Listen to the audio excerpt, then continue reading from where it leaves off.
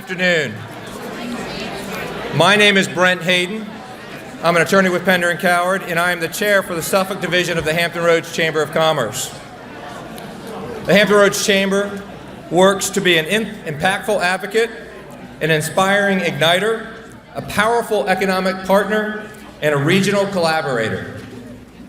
The Hampton Roads Chamber means business, and we continue to expand our membership in Suffolk and all of the 757.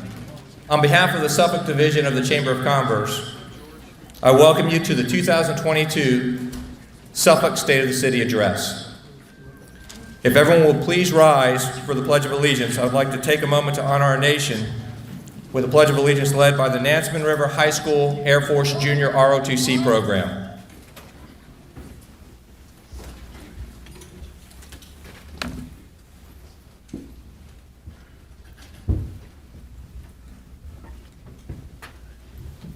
Color guard, hold, left face, present, colors. I pledge of allegiance to the flag of the United States of America and to the republic for which it stands, one nation, under God, indivisible, with liberty and justice for all. Order, colors.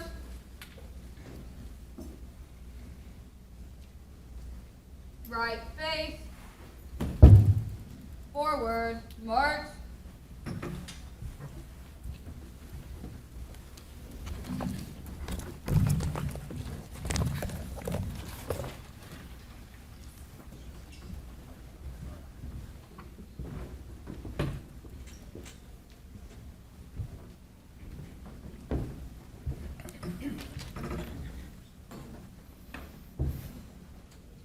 Color guard, hold,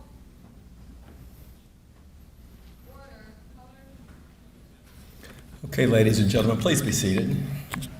Let's give a big thank you to the Nansemond River High School Air Force Junior ROTC program. Wow, what a delight is it to see such amazing young leaders taking on an ROTC program in high school.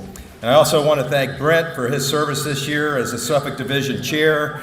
You know, ladies and gentlemen, we looked at all of our board members this year. We have 5 division boards, we have a regional board, we've got an executive committee, and when you total them all up, there are over 200 business leaders, education leaders in Hampton Roads who serve on a Hampton Roads Chamber board. So let's give all of our board members a round of applause.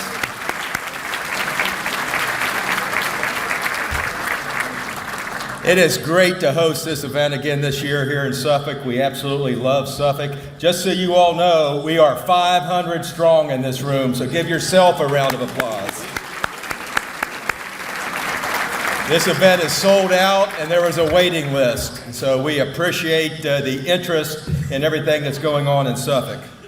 For those of you that do not know me, my name is Brian Stevens, and it is a distinct honor and it is a privilege for me to serve this region as the president and CEO of the Hampton Roads Chamber. The chamber, by the way, that is unapologetically pro-business, and we are uncompromising in our efforts to set the conditions throughout Hampton Roads, to include right here in Suffolk, for businesses to be a success, your businesses to be a success. And so, ladies and gentlemen, I'd ask you now to give a round of applause to my staff that worked so hard.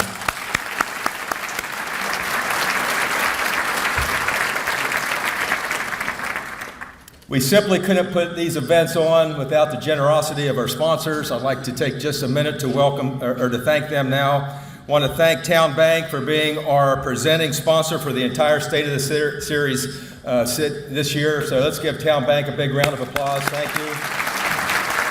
I see we've got Don here, and then we'll hear from Robin here in a minute, but just everything that Town Bank does in support of this community, we really appreciate it. Our Platinum Series sponsors this year is Dominion Energy and Bon Secours. We want to thank them.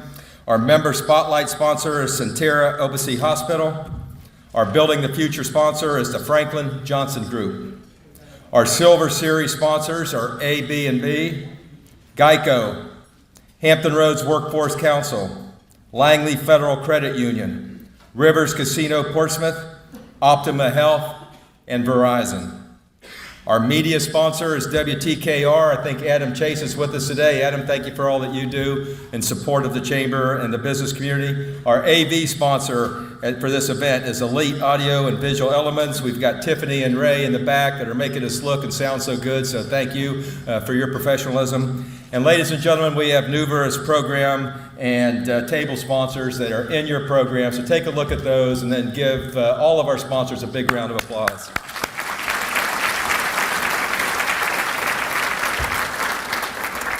As I just mentioned, Bon Secours is our Platinum Series sponsor. At this time, I'd invite Kate Brin, President of Maryview Medical Center, to join us for a few comments. Thank you, Brian, and good afternoon, everyone. My name is Kate Brin, and I am the President of Bon Secours Maryview Medical Center. We are more than a community hospital, and I'm happy to talk to you about the exciting things that are happening at Bon Secours Maryview Medical Center, which includes our Harborview campus here in Suffolk.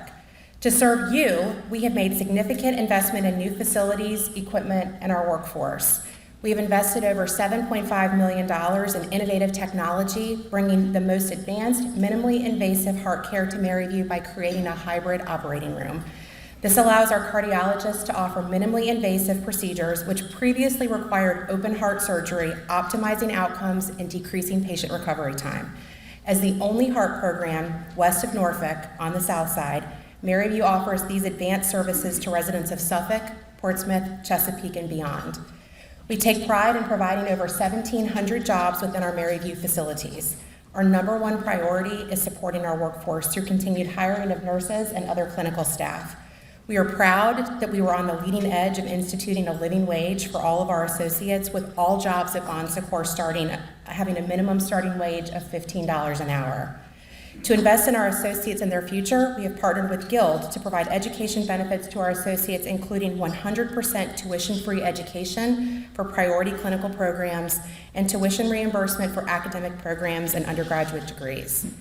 At Bon Secours, we focus on caring for the whole person, which includes building healthy communities beyond the walls of our hospital. In 2021, we provided Western Hampton Roads over $5.6 million in community benefit through charity care and direct community programming. We are most excited to break ground this fall on our new hospital at Harborview. The addition of hospital beds and operating rooms will make the Bon Secours Harborview campus a one-stop destination for our Suffolk community and beyond, meeting your healthcare needs. While it's exciting to highlight our investments, I'm extremely proud of our amenity quality awards we have received in 2021, including designation by the Leapfrog Group as a top teaching hospital, the American College of Cardiology's Chest Pain Center accreditation, and the Joint Commission's Advanced Inpatient Certification for Diabetes. These awards reflect our commitment to providing the highest quality care for you and our community.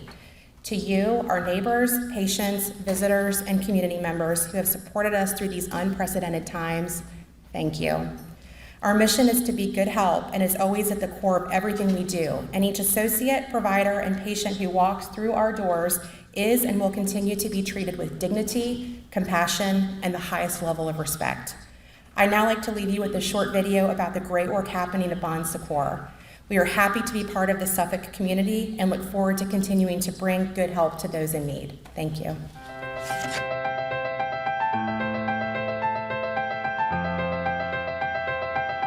Welcome to Bon Secours Maryview Medical Center. Bringing medical excellence to Hampton Roads. Providing world-class care with cutting-edge technology. Quality, compassionate nursing. At Bon Secours, you are a part of our family. We are so much more. Bon Secours Heart and Vascular Institute. Comprehensive cardiac electrophysiology program. Advanced coronary and structural heart lab. Offering advanced treatments in interventional oncology. Bon Secours Orthopedics. First in the market to implant the OrthoSpace balloon. Blue Distinction Center for hip and knee replacement. Bon Secours Spine. Minimally invasive spine surgery, shorter recovery time, fewer complications. Center for Weight Loss and Bariatrics. multidisciplinary program with the most experienced surgeons in the Hampton Roads area. Moving forward with innovative technology. Center for Minimally Invasive Surgery. Here at Maryview, we have the most advanced endourology equipment in all of Hampton Roads. Welcome to Bon Secours Maryview Medical Center. We are so much more. We're committed to maximizing our patients' potential to return them home and to their loved ones. We are Bon Secours Maryview Inpatient Physical Rehab. And we are so much more! Bon Secours Community Health. Bon Secours Caravan. Bringing quality health care to our communities.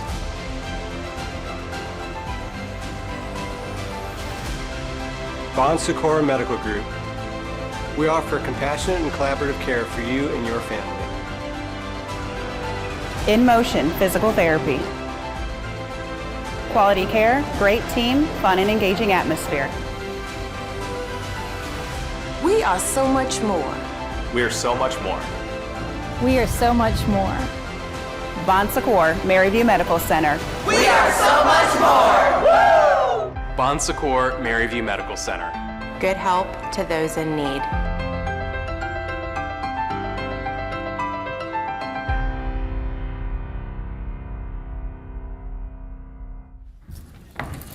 Give Bon Secours another round of applause. Thank you, Kate. Appreciate it. We have numerous dignitaries in the room. I'd like to recognize them now. We have 5 mayors with us today. First of all, our host mayor from the City of Suffolk, Michael Dooman. Mayor, thank you. From the City of Norfolk, Mayor Kenneth Alexander. From the City of Chesapeake, Mayor Rick West. From the City of Portsmouth, Mayor Shannon Glover. And from the City of Virginia Beach, Mayor Bobby Dyer. I want to thank these mayors for their great show of regionalism. I think all of the mayors have been to the others' State of the City this year, and I think that's absolutely amazing. So thank you for your collaboration, mayors. We really appreciate it. Representing our federal officers, we have Congressman Bobby Scott. Bobby Scott's actually in an office right over here on a Zoom participating in a congressional committee meeting that he was told he couldn't miss. So he'll be back in for lunch and hear the mayor, but he's taking care of congressional business in the next room. And of course, we have Diane Kaufman with us. Diane is the regional director for Senator Tim Kaine. Diane, thank you for being here. We've got a few of our state representatives with us. First of all, the amazing Senator Luis Lucas is with us. Senator, thank you for being here. We have Delegate Emily Brewer is with us. Emily, you stand up. There she is over here. And we have Delegate Glenn Davis with us. Glenn, thank you for being here.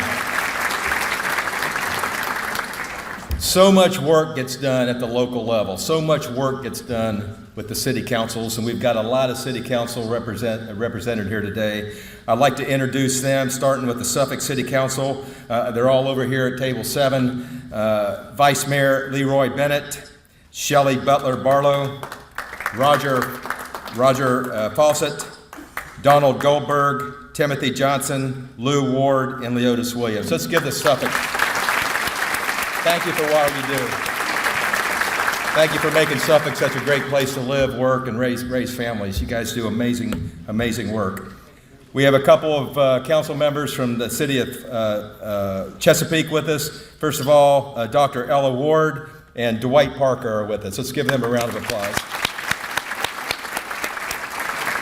From the City of Portsmouth, we have Vice Mayor DeAndre Barnes, Paul Battle, Lisa Lucas Burke, Bill Moody, and Chris Woodard. Let's give the Portsmouth City Council a round of applause.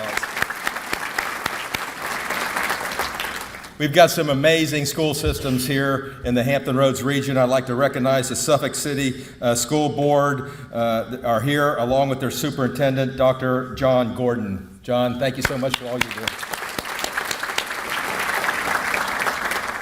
I didn't see all of them, but in addition to some great school systems, we've got some amazing colleges and universities. We have several of the presidents of those colleges and universities with us today.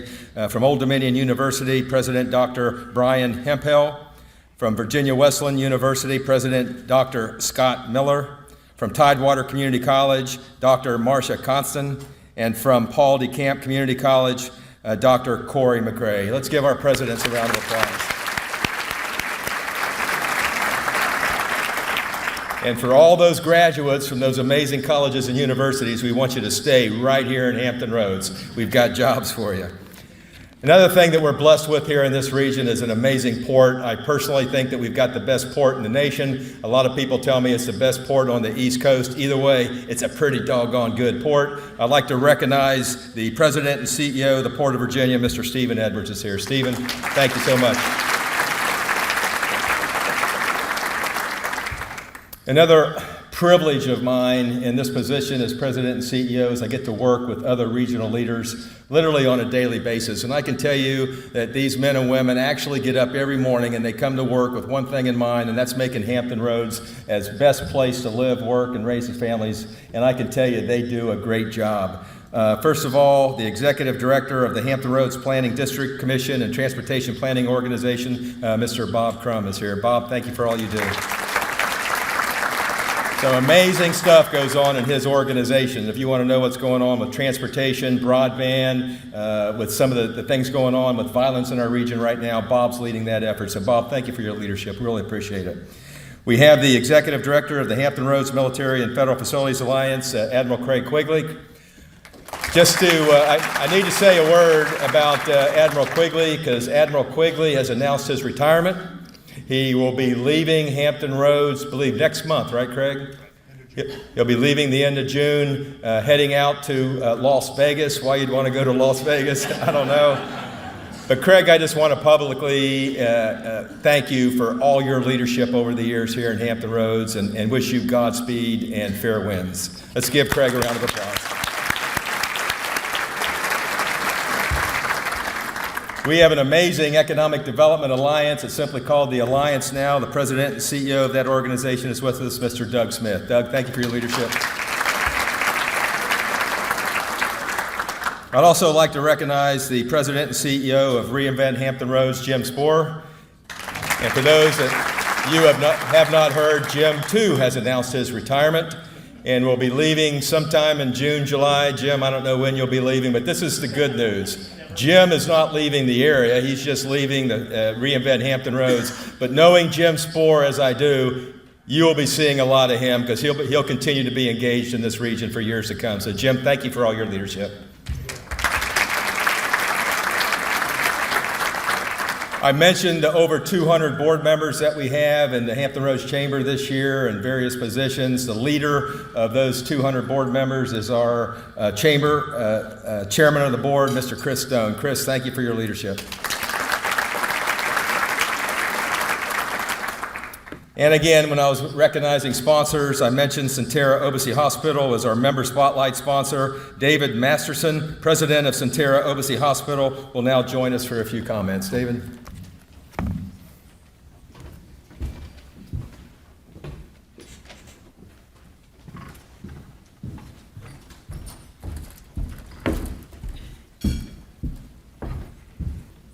Well, good afternoon. My name's David Masterson. I'm the president at Sentara Obici Hospital, and I've been here for all of about 6 months now. So I'm humbled by the introductions that I'm following. I'm humbled by the crowd here, not quite as much as I was humbled when I first came to the hospital and watched the staff take care of our patients during the Omicron surge in December and January. On any given day, our emergency room saw over 300 patients a day. We were over 100 positive patients in the hospital, which is more than 50% of our census at the time. And watching our nurses, our doctors, our respiratory therapists, our housekeepers go in and out of those rooms without any hesitation, and the commitment they had in taking care of the citizens of this community was very overwhelming to me. And I am very grateful and thankful for having the privilege of leading a group of people like I'm leading today at Sentara OBC. And I'm sure every other hospital leader can say the same for their own hospitals, but it was really, truly an amazing observation. So being the new guy on the team, it was a good introduction for me. I will say that I am an Old Dominion graduate, and one that left and came back. So happy to be back. And I'm joining Sentara OBC from Sentara Williamsburg, where I've been for the last 9 years. So happy to be back close to home. COVID today is a little bit on the increase in Western Tidewater.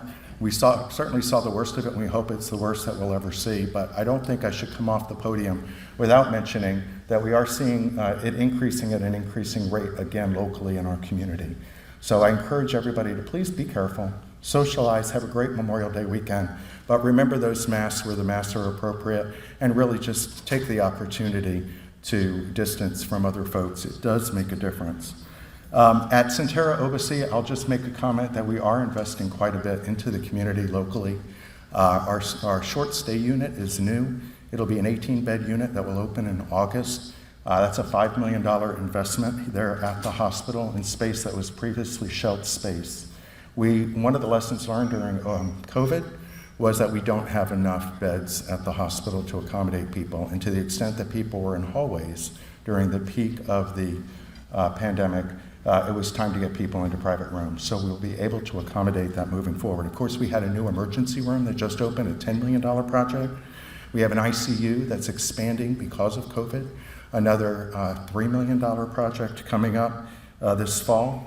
And in the midst of it all, I'm very proud to say that our hospital retained its Leapfrog A safety rating from the national government and our magnet designation from the American Nurses Association. So a lot of hard work, a lot of committed people, a lot of good things happening. And most recently, we were recognized by U.S. News and World Report here at OBC for our orthopedic program. We are expanding into bariatrics. We have a new gastroenterologist that's joined us in the community. He'll be expanding into endoscopic ultrasound and ERCP. We have a new ambulatory imaging center in its design phase, and we have a new MRI coming to the hospital. Again, millions of dollars of investment. We have a $1.2 million repaving project that's just started at the hospital just for the parking lots. And that was mostly needed and something not learned through COVID, but it was time. Sentara Cares, our foundation's outreach to the community, recognizing social responsibility, has announced $16 million worth of grant funding to the local communities in Hampton Roads over the last year. And coming up in the next few months, you're going to hear announcements about another $600,000 to $700,000 of funding that will be going here in Western Tidewater to our local community. The one thing that we did learn from COVID is the impact it has on the economy and the impact it has on the families. And those that are living paycheck to paycheck, we cannot turn our backs to them. So we are reinvesting our proceeds from the hospital back into the community to help the people stay healthy and hopefully stay out of the hospital. So I just want to thank everybody for the opportunity to speak to you today. Thank you for recognizing Sentara OBC as a spotlight organization, and we appreciate the warm welcome that I've received and my family's received since joining the Suffolk community in the last few months. Thank you very much.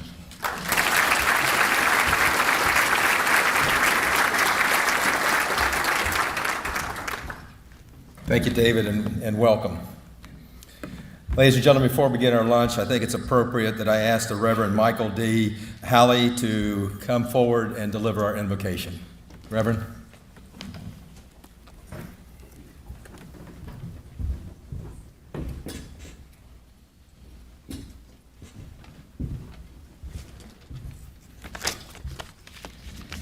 St. Paul admonishes us, saying, I urge that supplications, prayers, intercessions, and thanksgivings be made for all people, for kings and all who are in high positions, that we may lead a peaceful and quiet life, godly and dignified in every way, because this is good and is pleasing in the sight of God.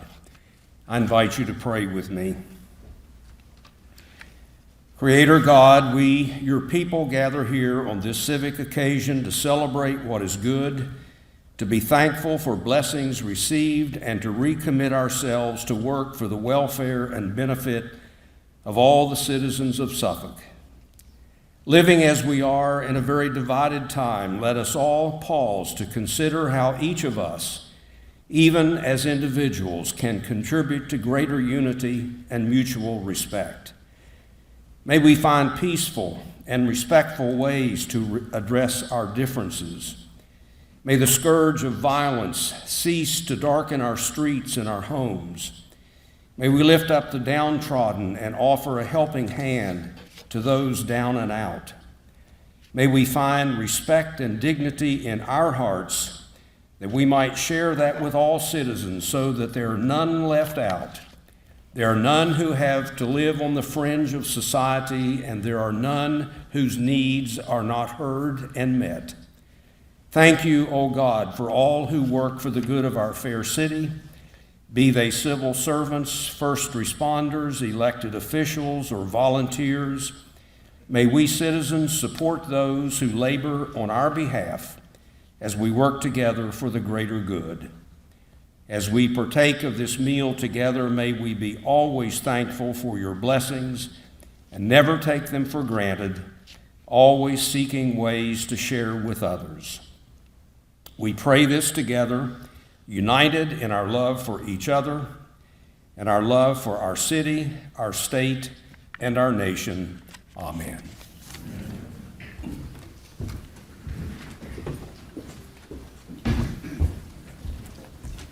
Thank you, Reverend. Appreciate that. Ladies and gentlemen, please enjoy your lunch. We'll be back with you shortly to start the program.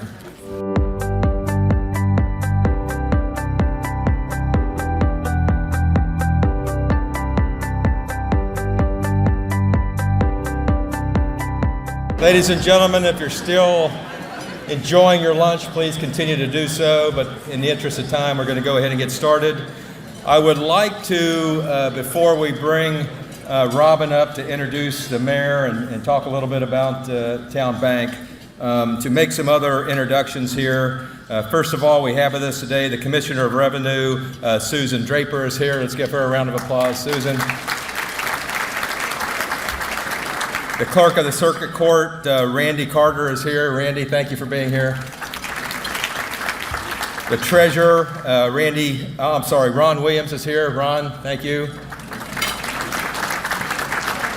Also want to recognize we have members of the Sheriff's Office and the Commonwealth's Attorney's Office here. So let's give all of those constitutional officers a round of applause.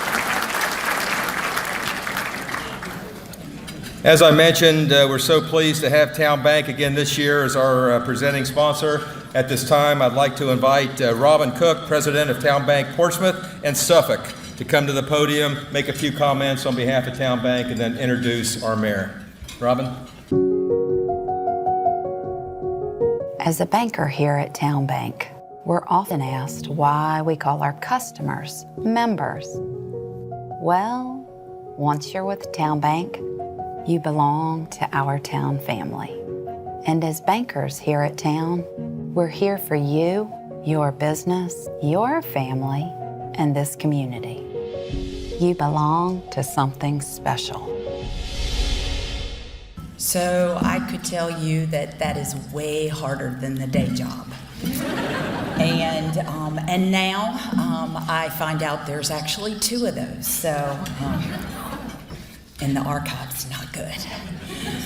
It is a pleasure for me to be here today to welcome you to the Suffolk State of the City Address. Town Bank is honored to once again be the presenting sponsor for the series of 5 State of the City addresses. For many years, hundreds of businesses, civic and community leaders from across Hampton Roads have come together.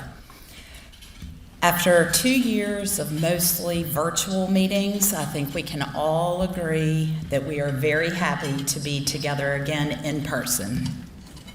The Hampton Roads Chamber's motto is "We Mean Business," and our chamber continues to meet to help businesses as they recover from 2 very challenging years. Members receive outstanding support from the Small Business Development Center and the Chamber Education Series, as well as a variety of networking opportunities. In difficult times, it's encouraging to know the Chamber is always there for its members.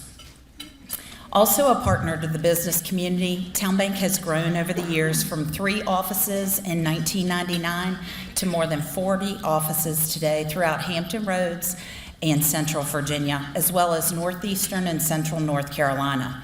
Here in Suffolk, we have our Harborview Financial Center, and that includes banking as well as Town Bank Mortgage, Town Bank Insurance, and Town Investments.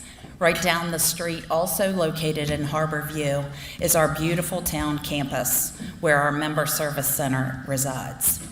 There are about 500 people that work in that office every day, and we've made the commitment to locate our headquarters in Suffolk because we believe so strongly in the future of this great city. As your financial services partner, we maintain the #1 deposit market share among other banks in Suffolk and throughout Hampton Roads. We continue to be grateful for your support.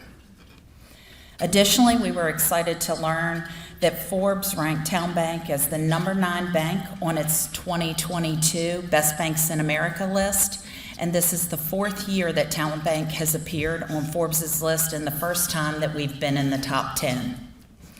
We continue our commitment to serving others and enriching lives by supporting hundreds of local charitable organizations through volunteerism, donations, scholarships, and grants. Since our founding, Town and Town Bank Foundation have contributed more than $90 million to the communities that we serve. This is something that I'm very proud to be a part of.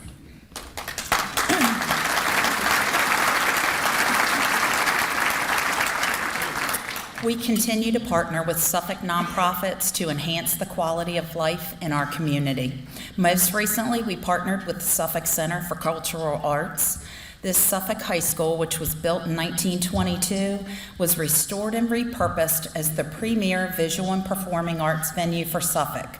We're honored to support the Suffolk Center for the Arts as they educate, entertain, and enlighten thousands of guests each year through outstanding performances and special events. What a tremendous asset this is for our great city. Now it's my honor to introduce Mayor Mike Duman, who has worked hard over the last 2 years to help Suffolk successfully navigate through the pandemic and continue to move forward. Mike Duman was elected mayor in November of 2020 after serving as the representative for the Chuckatuck Borough on City Council for 10 years. Mayor Duman graduated, another Old Dominion University graduate, and served as a commissioned officer in the United States Army Reserve. Mayor Duman began his business career while attending college. He established his first auto dealership in 1980 and became the youngest Ford Mercury dealer in the country. He currently operates Mike Duman Auto Sales. Mayor Duman is active in the community, donating time and resources to many worthy causes and serving on various boards and committees. Please join me in welcoming Mayor Mike Duman.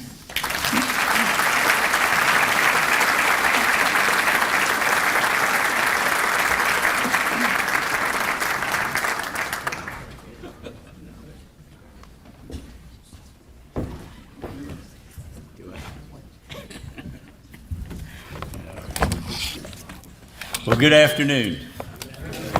Thank you, Robin, for that wonderful introduction. It's a pleasure to see you again at yet another State of the City. This one looks a little different than last year. With pandemic restrictions lifted, it appears that there are about, and give me a second in the back if you can hold your hands up, about 483 more people than were in attendance last year. I want to offer a special thanks to Robin and the Town Bank for their continued support of this event and your unwavering commitment to our city. Your corporate philosophy to promote strong relationships and excellent service is evident in your daily operations. Over 200 nonprofit organizations have benefited from your dedicated culture of caring and giving. Suffolk is fortunate to have Town Bank corporate headquarters located in our great city, and we thank you for being a local leader in promoting social, cultural, and economic growth. Thank you to the Hampton Roads Chamber for organizing the State of the City series. These events offer a unique opportunity to our Hampton Roads cities to highlight their accomplishments over the last year, express their aspirations for the future, and also recognize their challenges. Suffolk isn't last in this series, but as they rightfully say, I don't want to offend anybody, and my fellow mayors here, they do save the best for last. The Chamber is a staunch advocate of small business that are instrumental in shaping public policy and influencing legislation that sets the conditions for businesses to succeed. In addition, the Chamber, through their initiatives, have been a key factor in solidifying the Hampton Roads cities as a collaborative, collective region. Thank you, Brian, for your leadership. I'm confident that your leadership, combined with the efforts of your efficient professional staff, will serve our region's business and community well into the future. Before we get started, I want to recognize a few very significant individuals in the room today. My mother did not raise a dummy, so I will start with my devoted, beautiful wife, Fran.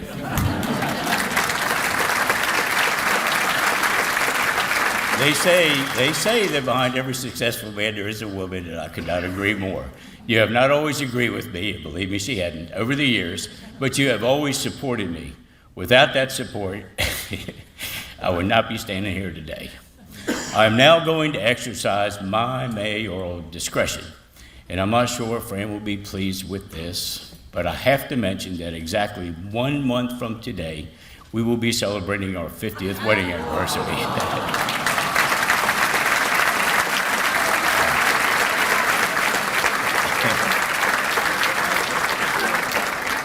No mustache. Somebody told me looking at me without a mustache is like being naked, but I didn't want to go there. But I do see some very, very puzzled faces in the audience saying to themselves, how could that be? Well, let me explain. Way back then, with your parents' permission, you could get married at the age of 12. I hope that clears things up in just a little bit. Seriously, Fran, I love you and thank you for always being at my side. At this time, I'd like to acknowledge our dedicated, engaged, and committed City Council. I ask that my fellow colleagues stand to be recognized as I call your name. Vice Mayor Leroy Bennett, representing the Cypress Borough.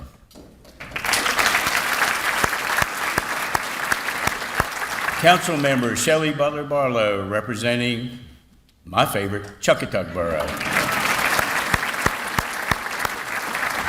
Councilmember Roger Fawcett, representing the Sleepy Hole Borough, and Roger's not here today, but I did speak to him this morning, and he wanted me to give everyone in attendance his best regards and regrets that he is unable to attend today's event.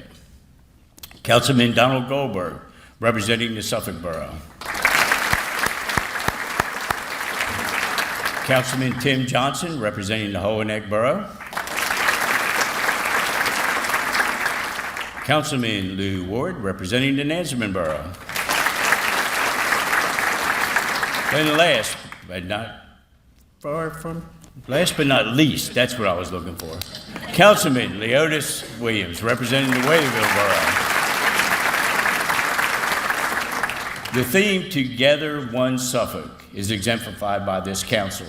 Two major issues which required a substantial amount of collaboration were redistricting and the implementation of a new compensation plan for all our employees. The council worked tirelessly together to redraw borough boundaries that adhered to federal guidelines and ensured our citizens and communities were represented fairly and equitably. Together, we listened to one another and listened to our citizens. Secondly, this council recently voted to implement a compensation step plan methodology for all full-time employees. In addition, equity adjustments were made to significantly increase pay for our lowest paid employees that provided them a livable wage. I am proud to say that Suffolk is the first in Hampton Roads to do so. I want to commend Human Resources Director Robin Wynn and her staff, specifically Jessica Stallings, Carrie Mills, and Brent Esper, for their dedication, commitment, and professionalism in the formulation of this plan.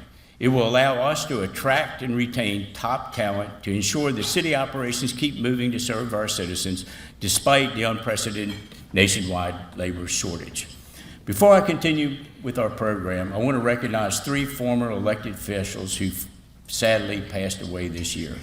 Former Councilman Jeffrey Gardy and former Councilman and Mayors Thomas Underwood and Curtis Miltier. All of these gentlemen served our city with distinction and faithfully represented their constituents.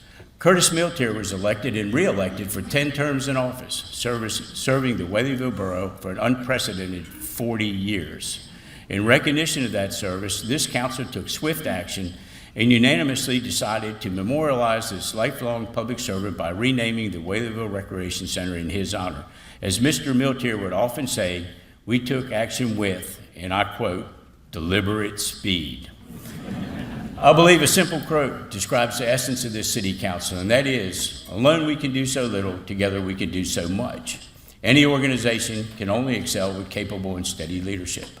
I want to take a moment to introduce our city manager, Mr. Albert Moore, and that he stand to be recognized.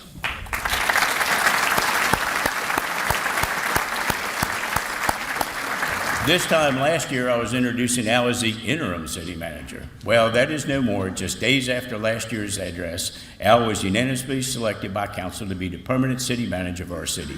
Al, Suffolk has flourished these last 12 months with you at the helm, and I look forward to many more years of your strong leadership and clear vision for this great city. Your success in this short time is evidenced by all the impressive news we will share in today's presentation. I would be remiss if I didn't mention the other critically important recent additions to our leadership team. I find it fitting that this announcement complements today's theme of Together One Suffolk, because these individuals are an exemplary model of working together to serve the citizens of Suffolk. Gentlemen, please stand to be recognized as I call your name. Our 2 new deputy city managers, Aziz Felder and Kevin Hughes.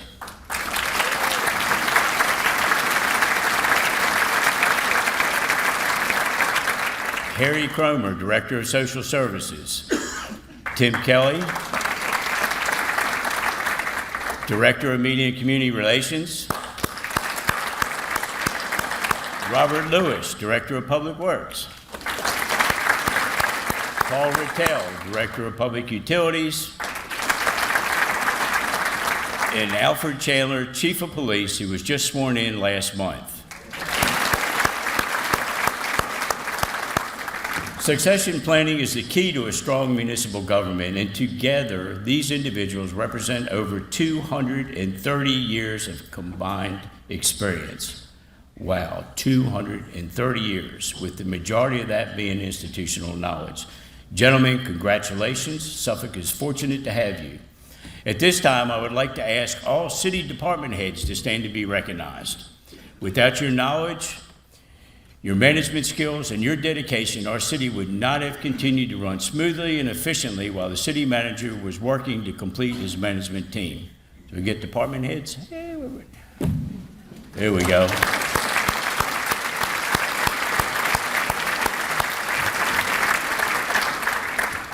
Last but not least, I want to thank a huge thank you to each and every one of our incredible City of Suffolk employees. Your choice to wake up each day and serve our citizens is literally changing lives. There is no doubt that together we are making Suffolk the destination of choice to live, work, and play. I'd like to take a moment to recognize and thank our military, active duty, retired, and all veterans who have served our country, as this month we celebrate National Military Appreciation Month. As a former commissioned officer in the United States Army Reserve, my appreciation and respect runs deep. We should never forget those Americans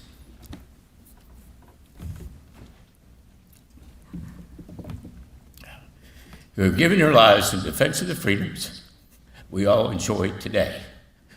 We must never forget that freedom is not free.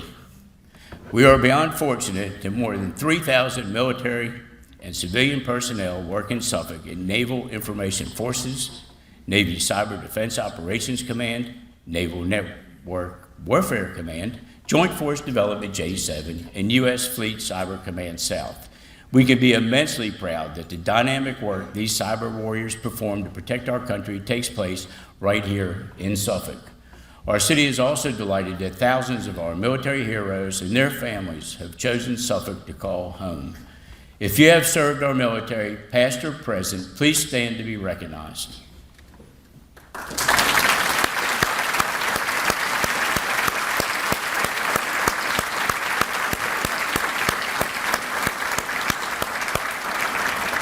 Thank you for your service. Today we reflect a year of growth and challenge, determination and resiliency. A year that has further proven what we have always known to be true. Our greatest strength is our citizens. Our greatest asset is our community. This is a state of the city address. There are several definitions of state in this context. It is a mode or condition of being, or a government or politically organized society having a particular character.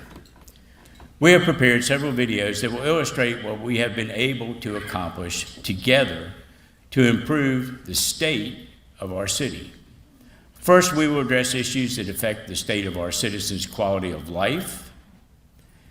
Quality of life can be defined as an individual's perception of their position in life in the context of the culture and value systems in which they live and in relation to their goals, aspirations, standards, and concerns.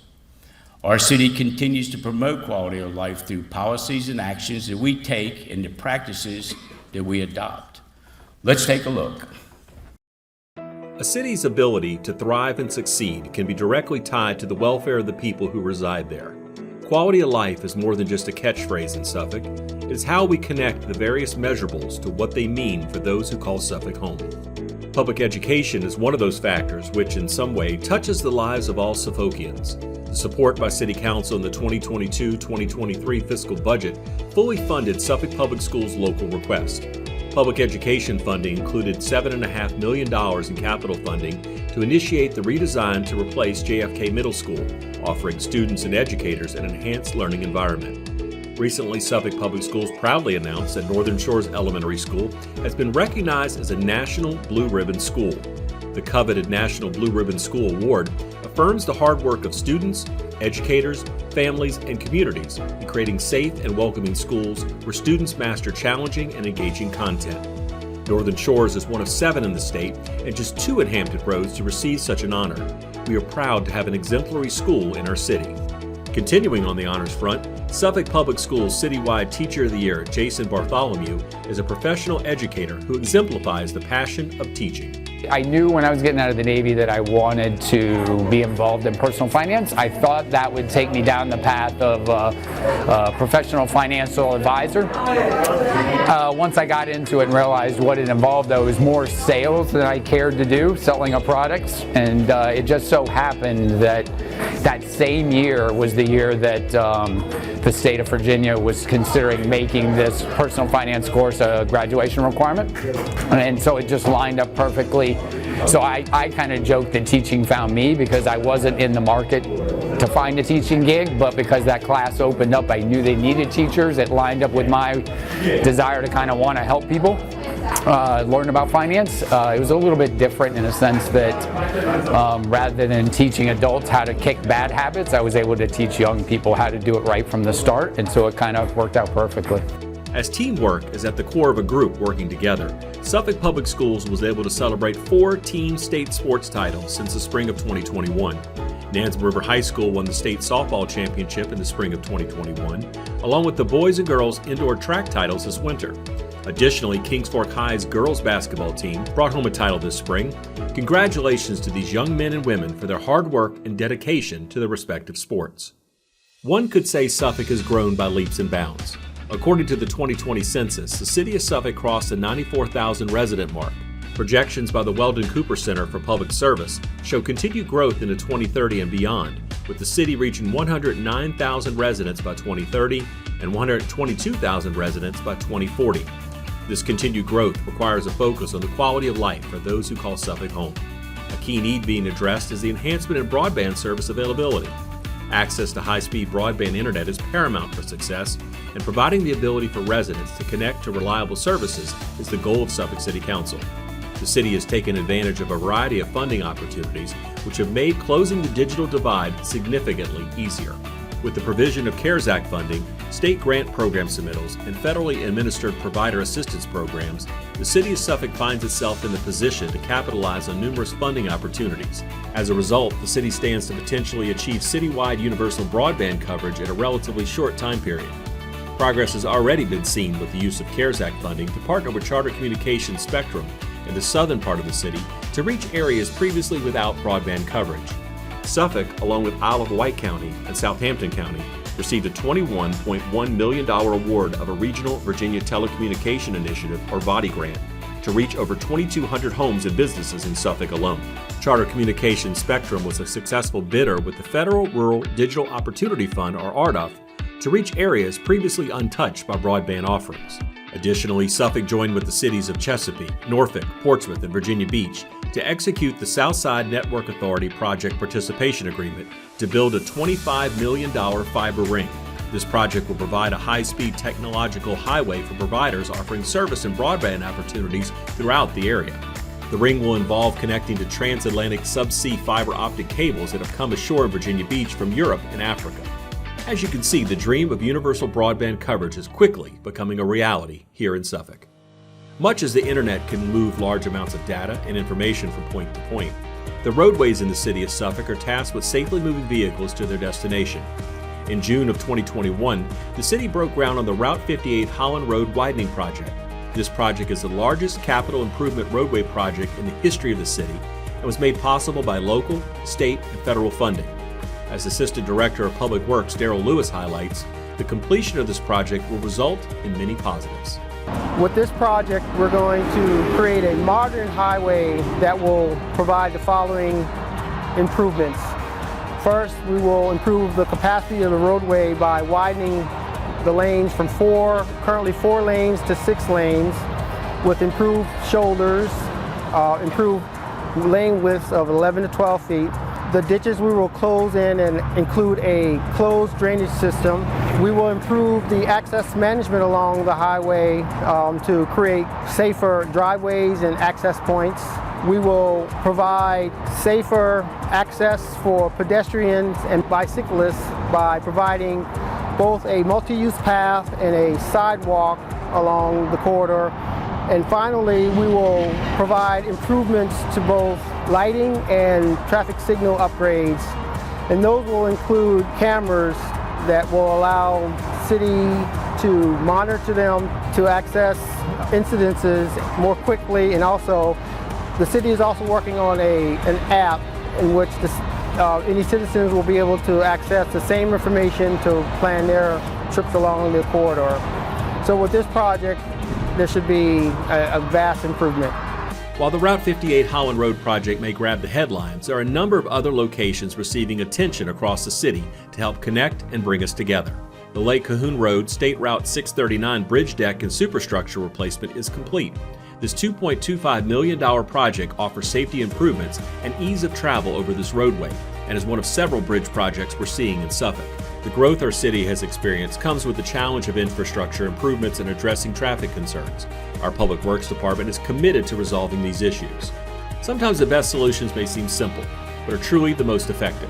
For example, the addition of signage providing motorists notice of a train at crossing. This system allows drivers to seek alternative routes before finding themselves delayed at a train crossing.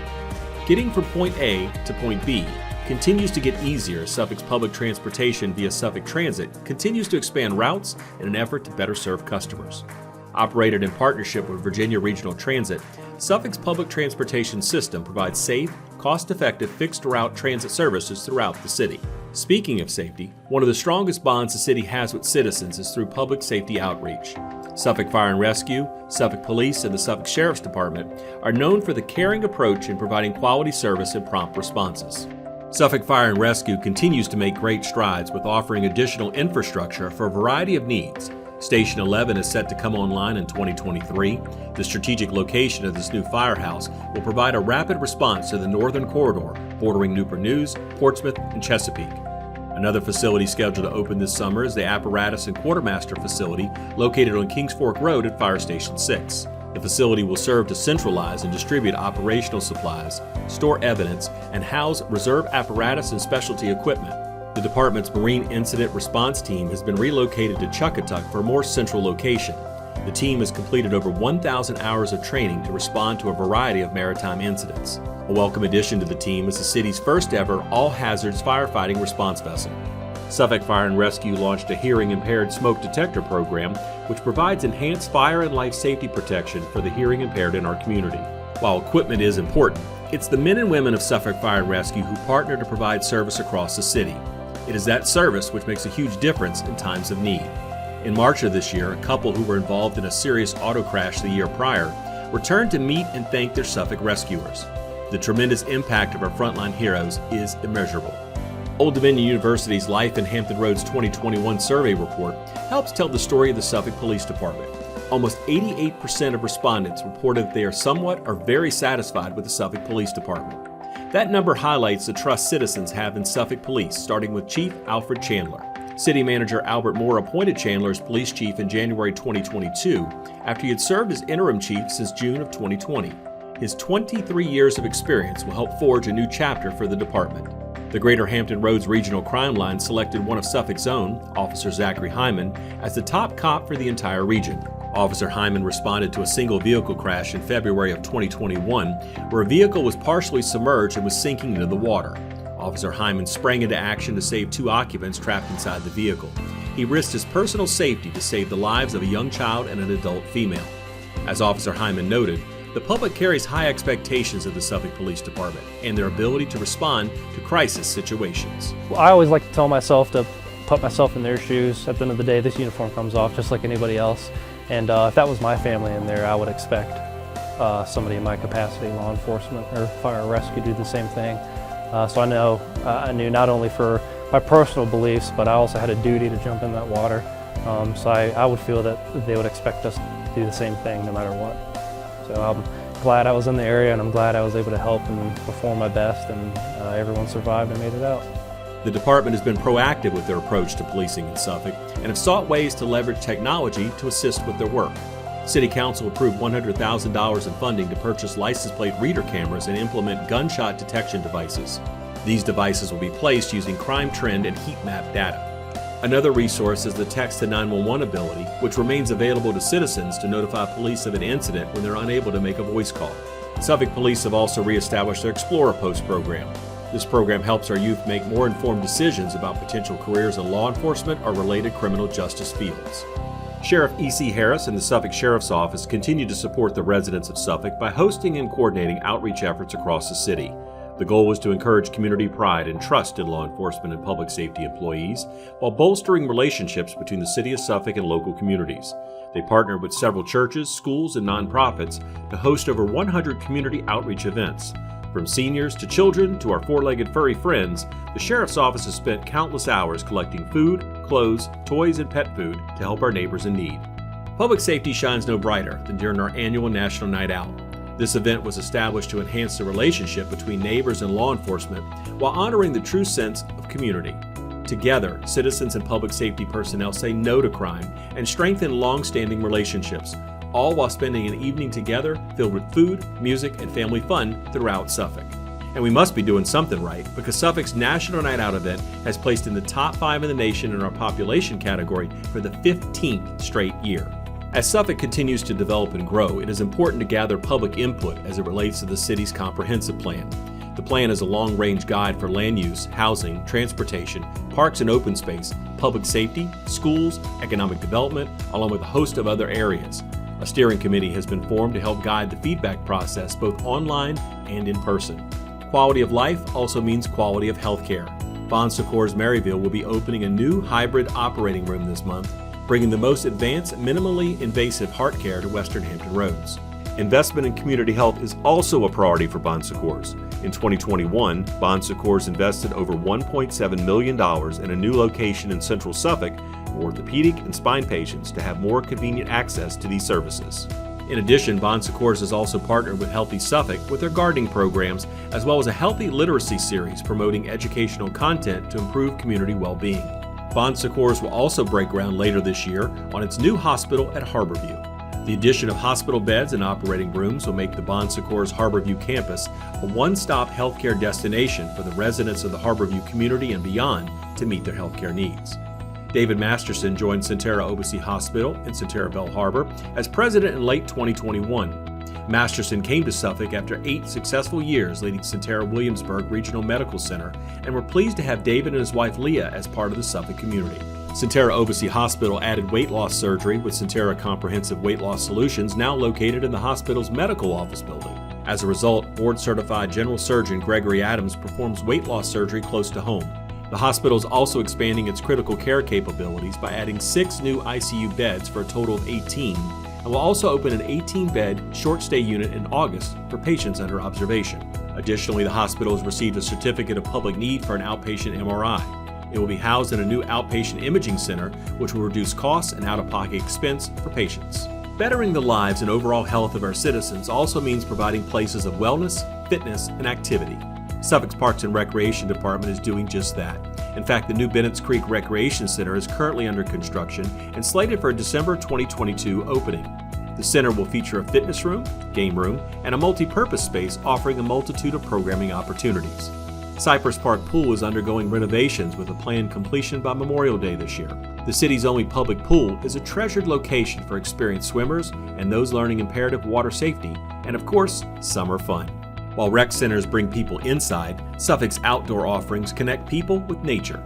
The Seaboard Coastline Trail continues to expand. A new 1.5-mile paved portion from Suburban Drive to Nansman Parkway opened last year. 5 miles of the planned 11 miles of pathways are already in place and are frequented by walkers, runners, and cyclists. A community garden is in bloom at the East Suffolk Recreation Center. The intent of the community garden is to establish a space that encourages growing nutritious food while creating opportunities for outdoor exercise, recreation, and horticulture therapy. Parks and Recreation staff are also planning for a new festival event park, which will be a new home for festivals, live music, holiday events, and markets in downtown Suffolk. The park could attract over 100,000 additional patrons to the downtown area each year to support the business scene. Speaking of adding to downtown Suffolk, a new central library on West Washington Street is under design. At nearly 38,000 square feet, the new facility has an expected completion date of mid-2024. Suffolk Central Library will extend additional services to the community through educational programs, technology assistance, outreach, indoor meeting spaces, and children's play areas. According to American writer Sidney Sheldon, libraries store the energy that fuels the imagination. They open up windows to the world and inspire us to explore and achieve and contribute to improving our quality of life. Suffolk residents have much to look forward to with this new facility and the role it will play in our community. I'm really excited about the new library. We've been coming here since 2005, so to have a new library with all of the amenities will be really great. To have a new location to gather together as a community. I have 7 children and we homeschool, so it's been a very important part of our week that we go to the library usually, several times a month. And we're looking forward to all the activities and things that are going to be a part of that. I'm excited for the new library because it's just going to be new, maybe more modern. And I think reading books helps people's vocabulary and just helps them to learn new things. Suffolk Public Library services have continued to expand in recent years and offer considerably more than just books. Community outreach is a mission of the library, connecting annually with over 7,200 citizens via events and programs. Add in fun winter and summer reading challenges and the popular Iconicon event, the Suffolk Library is reaching individuals of all ages. Speaking of outreach and connection, Suffolk's Tourism Division remains dedicated to working with the public and private hospitality sectors to implement programs encouraging sustainable economic growth and development by increasing visitor and conference business. The role of connecting citizens and travelers with the best Suffolk experience possible makes Suffolk Tourism a valuable resource for anyone spending time here. This year, Suffolk Tourism is revitalizing Suffolk's online presence as a destination. The new and improved VisitSuffolkVA.com boasts colorful imagery, intuitive navigation, and bold images, making the new site attractive, inviting, and the ideal packaging for previewing what Suffolk has to offer. Online visitors will find comprehensive attractions, dining and lodging information, as well as details about festivals and events, guided tours, shopping, and much more. Additionally, Suffolk Tourism introduced 2 new Suffolk Farmers Market affiliated events, the Suffolk Farmers Market Spring Market and a tea tasting and spring plant sale. The 2 new events attracted over 1,400 attendees. Overall, Suffolk Farmers Market vendor sales experienced a 166% increase in 2021 over 2020, which was previously the highest recorded sales season. Tourism staff also successfully transitioned their annual Suffolk Mystery Authors Festival from an in-person event to an interactive online experience due to COVID-19 restrictions. Participants included 40 best-selling authors and 594 virtual attendees from across the country. As the name may imply, tourism is known for their tours and added 2 new options to the menu with Victorian Suffolk, Dying to Be There, a guided discovery of Cedar Hill Cemetery, and Headlines and Footnotes, a downtown Suffolk walking tour. These 2 new tours complement an already robust tour program, which includes guided nature walks, historic bus tours, narrated swamp safari, kayak excursions, ghost walks, and more.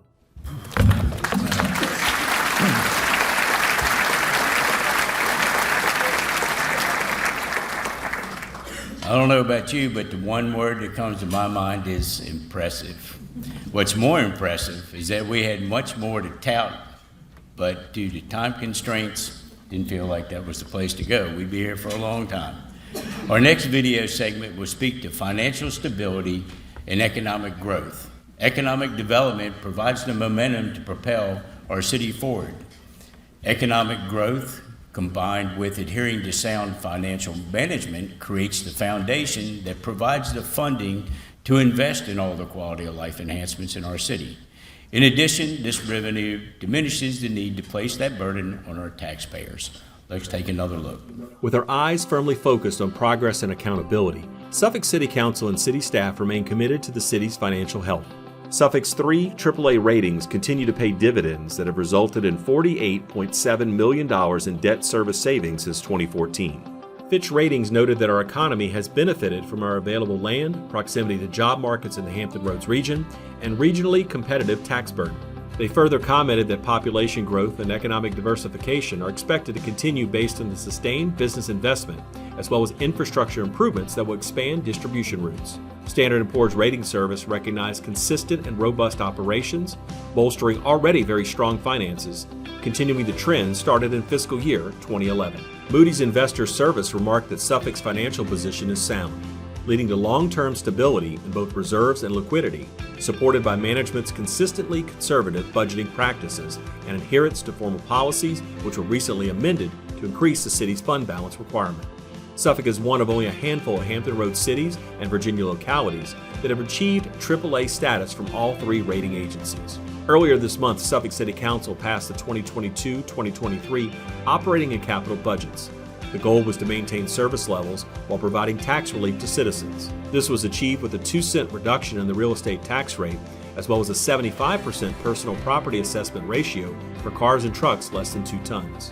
61% of the total budget is allocated to public safety and public education, illustrating the commitment to bettering the lives of our citizens. As for the business side of Suffolk, one of our largest economic drivers, the Port of Virginia, continues to develop and invest to create the most modern facilities in the country in order to maintain its position as the region's greatest asset. Understanding the caliber of business that the port attracts and the subsequent need for industrial space in the surrounding area, we created a business environment that is attractive and enticing to set up shop. Working closely with property owners, industrial developers, state legislators, VDOT, and the port, we solidified our place on the map as a destination for businesses, not just a pass-through. Realizing that the product coming from the port would likely move west through our city, we spent the last 12 years positioning ourselves for success by preparing over 1,600 acres that can host over 15 million square feet of future industrial space throughout the city in strategic locations. This move paid off by establishing an East Coast point of entry for companies such as Ace Hardware, Freont Furniture, and Emser Tile. However, the one thing that no one could have forecasted was the pandemic's unveiling of the sensitivity existing in our country's supply chain. This post-pandemic realization resulted in the need for 9 million square feet of industrial space realized from 2021 to 2023, and Suffolk was ready for it. As we sit here today, there are construction crews all over the city clearing sites, tilting up walls, programming robots, and installing racking to ensure that our country's supply chain is more reliable than ever. Being positioned for growth has also paid off by landing yet another big name, Amazon. The Suffolk Amazon Robotics Fulfillment Center was recognized as the third largest industrial project in 2022 by the Industrial Pipeline Report. This impressive 3.8 million square foot facility stands 90 feet tall and will create 1,000 jobs. When it opens for business this summer, it'll be the largest industrial building in the state of Virginia. Deputy City Manager Kevin Hughes noted, a tremendous amount of vision and planning has taken place over the years by City Council members, Economic Development Authority members, and city staff to support this substantial facility. This project is a shining example of what years of planning and preparation can achieve. New projects like Brookwood Capital Partners Portside Logistics Center will open this summer and will welcome Road 1, the largest intermodal trucking provider in North America, to a 338,000 square foot facility to support the Amazon facilities in Suffolk and across the Commonwealth. The Industrial Realty Group recently announced the construction of over 900,000 square feet on Benton Road to be leased by Unis, an asset-based third-party logistics fulfillment and transportation company. Flint Development is currently under construction at Judkins Court on the Coastal Logistics Center, which will have over 800,000 square feet of new space to offer. NFI California Cartage, who has been in Suffolk in support of the Target Upstream Distribution Center for over 15 years, recently announced 2 new projects totaling over 300,000 square feet, one in Northgate Commerce Park and one at the Virginia Port Logistics Park. Equus Development has been extremely busy out on Route 58. Earlier this year, they turned over 350,000 square feet to Suffolk coffee roaster Massimo Zanetti, 348,000 square feet to third-party logistics company GXO and iRobot Vacuums, 307,000 square feet to Dart Logistics in support of Tractor Supplies, and a new 278,000 square foot facility is under construction, and more exciting project announcements are in the works.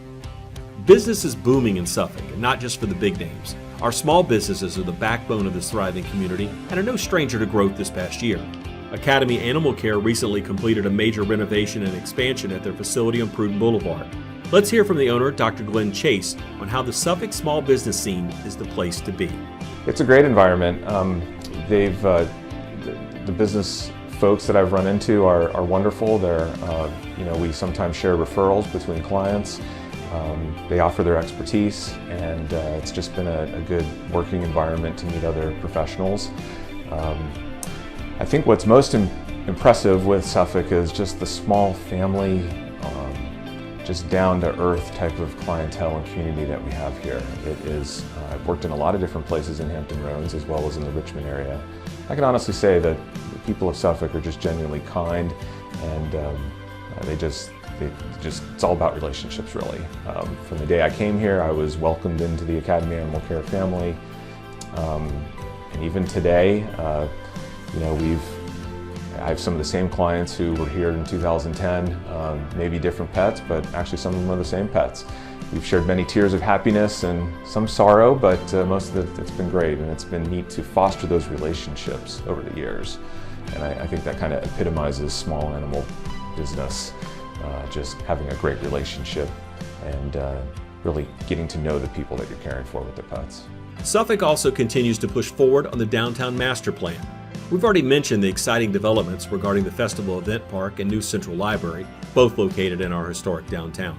With all this new hustle and bustle, we're excited to see the new wayfinding signage going up to ensure that residents and visitors alike can easily find their way around. The city's efforts in the downtown area have helped continue to fuel private investment. The monument companies are close to completion on the redevelopment of the Suffolk News Herald building to apartments and commercial space. The Golden Peanut is under design on their second phase, and new retailers enter the marketplace, including Growth, an herbal bar and shop, and Reynolds Cafe, a delicious spot for breakfast, lunch, or dinner. Mixed-use developments, or MUDs as they're called in the industry, are seen as the key to revitalization. They not only encourage growth within dense, more compact areas of land, they also reduce traffic and pollution by allowing residents to use their cars less and create pedestrian-friendly environments thanks to the short distances between living, work, commercial, and recreational destinations. The Point at Harborview is a MUD developed by the Suffolk EDA and the G's companies. The first phase, the Attain at Harborview by Bonaventure, will open this summer and include 300 luxury apartment units. 100 townhomes are under construction, and the first retail building will break ground in June. Nearby, the TCC Real Estate Foundation continues the planning for the redevelopment of their nearly 300-acre waterfront site. City Council previously approved funding for the engineering of 1.3 miles of shoreline for a future public space that will eventually span the length of the entire waterfront. Not too far away on Bridge Road, Bridgeport has really taken shape. The project continues to expand, moving into its third phase of development. The site already features a number of delectable restaurants such as Finn and Tonic, Knott's Coffee, and Amadeo's. The team at Beco currently has under design a green space around their iconic farm silos that will feature a burger restaurant and bar. They've opened a farmer's market and are hosting monthly concerts for residents and the public. In Central Suffolk, a new mixed-use development is well underway. The Gallery at Godwin is a mixed-use building that will offer high-end lifestyle amenities for their new apartments and new commercial space facing Godwin Boulevard. This exciting development is a welcome project that will turn the long-lamented old Lowe's building into a modern, cutting-edge, mixed-use project.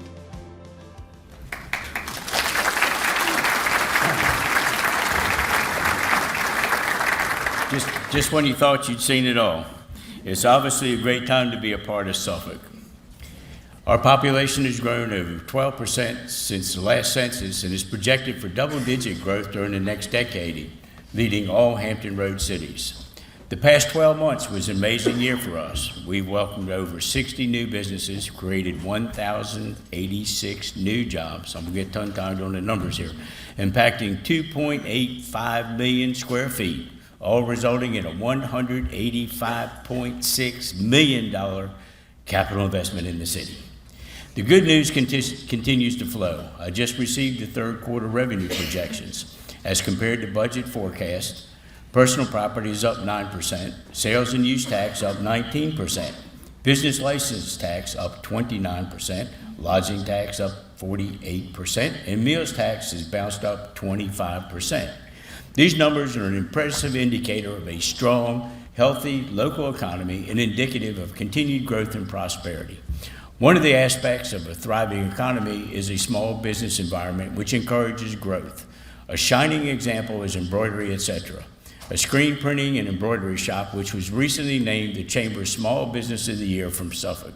The business saw revenue growth of 35% from 2020 to 2021. Owner Jennifer Groves noted they strive to offer quality and affordable services while maintaining outstanding customer service. Jennifer is with us today, and I'd like to say congratulations on the honor. Would you please stand to be recognized?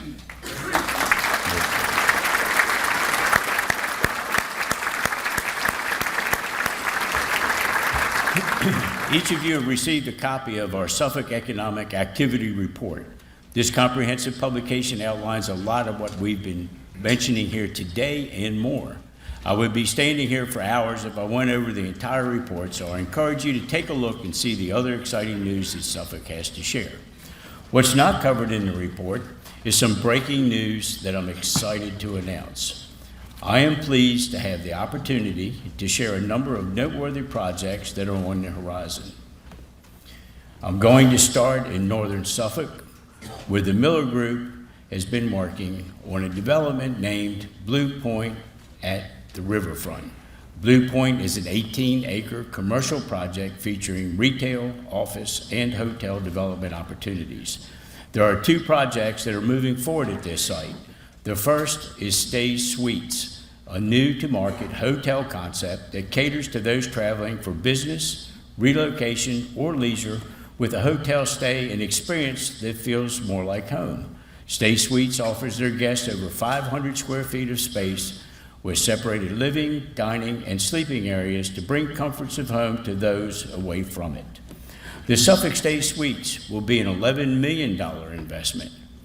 John McConnell, the managing partner for the Suffolk project, noted that there is a growing demand for the unique hotel experience they offer, and that their apartment-style room layout will offer Suffolk visitors access to a better way to stay for any length of time. The second project at the Blue Point that I'm pleased to share with you today is that New Realm Brewery is announcing the location of their 6th brewery right here in Suffolk, Virginia. New Realm currently has operations in Atlanta, Savannah, Charleston, Greenville, and Virginia Beach. The Suffolk location will feature brewing capabilities, a restaurant, and an event space along Harborview Boulevard. The $9 million facility will feature an outdoor beer garden, outdoor entertainment space, a dog park, a rooftop dining area, and private space for event rentals. The development will also feature on-site brewing and countless taps in order for you to enjoy some of the New Realm's most famous beverages like Hazy Like a Fox, Hoptropolis IPA, Tropic Dream, Gramps Gram, and Beach Bounty. They all sound good to me. But now, joining us today from the Blue Point Development Project is Bob Powers, co-founder of New Realm Brewing, John McConnell, Harborview Hospitality, David Hackberth from Ballacor Construction, and from the Miller Group, Tim Harkins, Laurie Miller, and Whit Hill. I would ask that you please stand to be recognized and join me in thanking them for these exciting developments.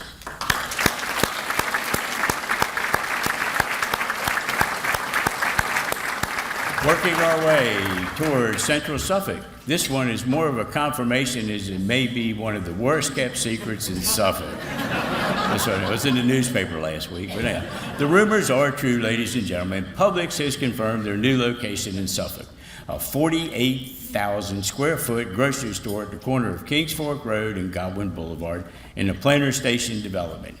Named by Consumer Reports as one of the top 10 cleanest grocery stores and one of the top 6 supermarkets with the best food in America. The supermarket chain claims to be passionate about customer service and intolerant of waste.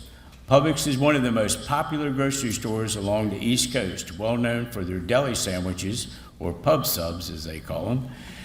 The new Publix will feature a pharmacy, bakery, deli, produce section, seafood section, floral department, prepared meals, cheeses, wine, and beer. Glad they're not selling cars. Publix is proud to be the largest employee-owned company in the United States with over 1,300 locations. It was named by Forbes as one of America's best large employers. We look forward to Publix being the first grocery store of its kind in Suffolk. This project was a team effort coordinated by the landowner, developer, city council, and city staff. We appreciate Publix's choice to invest in Suffolk.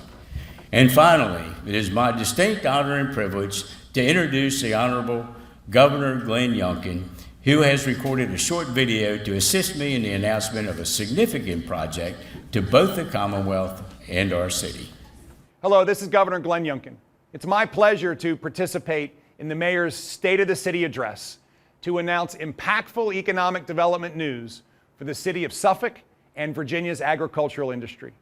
Birdsong peanuts, a cornerstone of Virginia's business community, not to mention our peanut industry, for more than 100 years, will invest $25 million in its flagship peanut shelling facility in the city of Suffolk. Birdsong's investment to refurbish and automate its production lines will make its Suffolk facility one of the most modern and efficient of the company's 6 shelling plants stretching from Virginia to New Mexico. As part of this expansion project, Birdsong is committing to additional growing opportunities for Virginia peanut producers over the next 3 years. The Virginia peanut is one of our most iconic agricultural products, and companies like Birdsong Peanuts are making major investments into the infrastructure that supports the Commonwealth's farmers. Suffolk is known as the peanut capital of the world, in no small part due to the Birdsong family, which has helped bring Virginia peanuts to the world for now 4 generations. Thank you for investing in the Commonwealth, and we look forward to Birdsong Peanuts' next century of success in the city of Suffolk.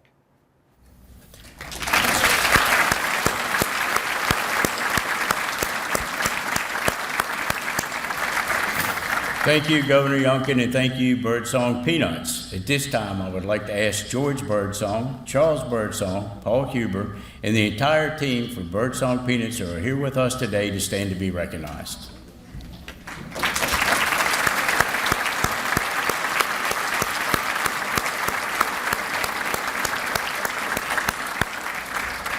For over 108 years, Birdsong Peanuts has delivered naturally nutritious peanuts to manufacturers around the corner and around the world.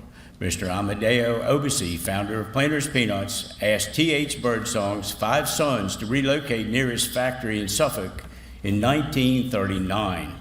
This is the original plant that will soon see a new wave of technology and investment that we are celebrating today.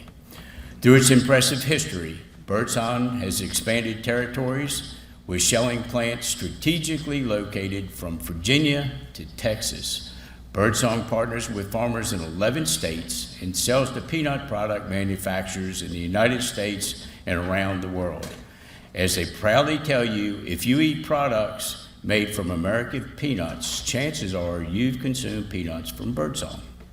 Suffolk is honored to be the home of Birdsong's headquarters, and we are fortunate to benefit from their community spirit and generous philanthropy. They have supported over 20 local and national foundations, societies, and organizations that includes Project Peanut Butter and Operation Smile. For 5 generations, the Birdsong Corporation's commitment to quality service has proven successful, not only in the peanut business, but also community relationships. Please join me one more time in thanking Birdsong Peanuts for many years of impact, investment, and confidence in Suffolk.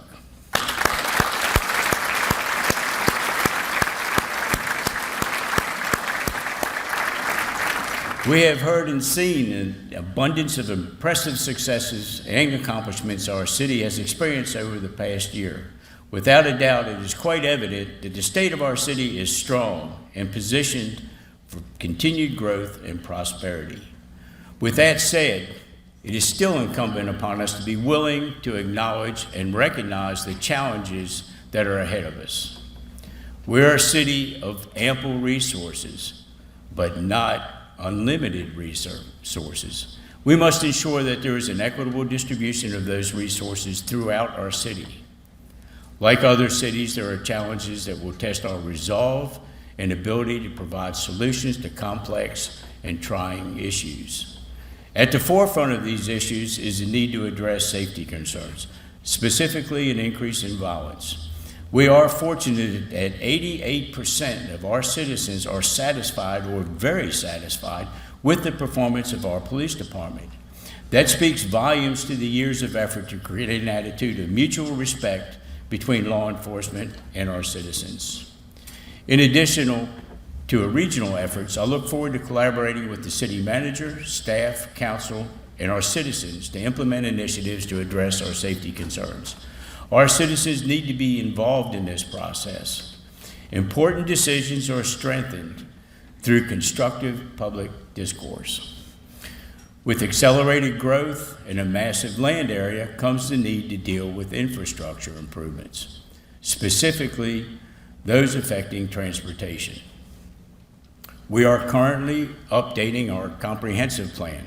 This is an exhausting and extensive process that requires significant input from all stakeholders. This 20-year plan provides a long-range guide for land use, housing, transportation, parks, public safety, schools, and economic development.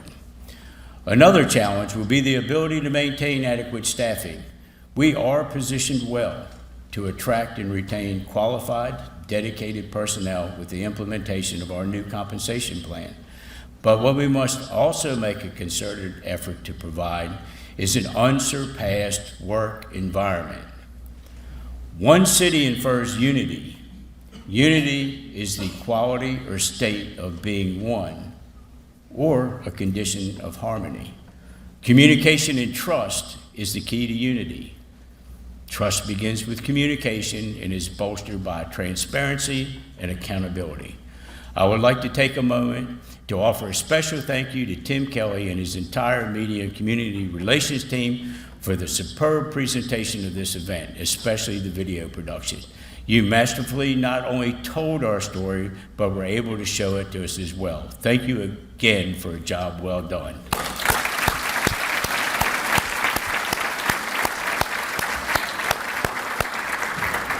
As I usually do, I will end with a quote. And at this point, you probably where we are this afternoon, you figured I'd gone this far without some reference to the car business, but not so. This quote is from American industrialist and business magnate Henry Ford, and that is, if everyone is moving forward together, success takes care of itself. Those words resonate with and are indicative of what is happening in Suffolk. I appreciate your attendance this afternoon, an opportunity it provides to present our state of the city. Thank you, and I look forward to telling you what we're able to accomplish at next year's event. Thank you, and God bless.